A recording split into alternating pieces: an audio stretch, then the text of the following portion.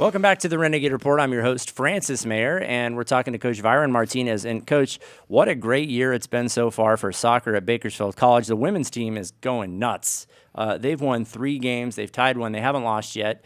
And we had 4 different women score goals in last night's 5-1 victory over College of the Sequoias. And Lopez has scored a goal in every game this season, and she scored 2 last night. She's had a hat trick this season. She scored 7 goals this season, and they played 4 games. So phenomenal job there.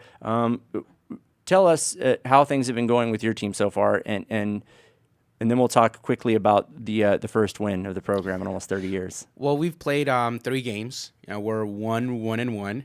So, because guess what? They have ties in soccer. I know.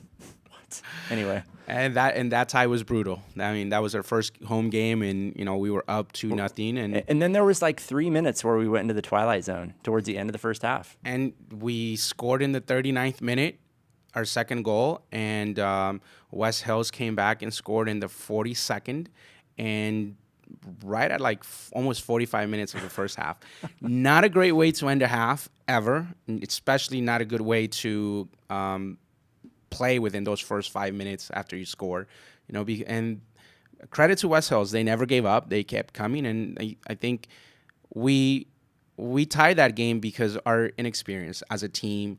We're still trying to trust each other on the field, and every game has been an improvement. The coaching staff is very pleased with the way everyone's performing in practice, on the field, pregame, and they're very supportive of each other. We have an army out there, it seems like, but we're trying to grow a program and build a program here. And the interest, there's so much talent out here in Bakersfield and the surrounding areas that it's hard to just pick. It was hard enough to just make the team, and you have so many guys trying to get on that roster and get on that playing field on game day. So 3 games in, we've improved, in a week and a half. We improved a lot. And so we got our first win. We got our first win this past Tuesday, I'm sorry. And our performance was better than the week before.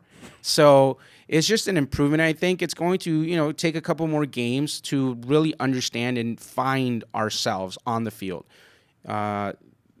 They've competed against each other all throughout their high school careers, and now they came together in 5 weeks and they said, "Oh, we're in the same team now. What is our goal?"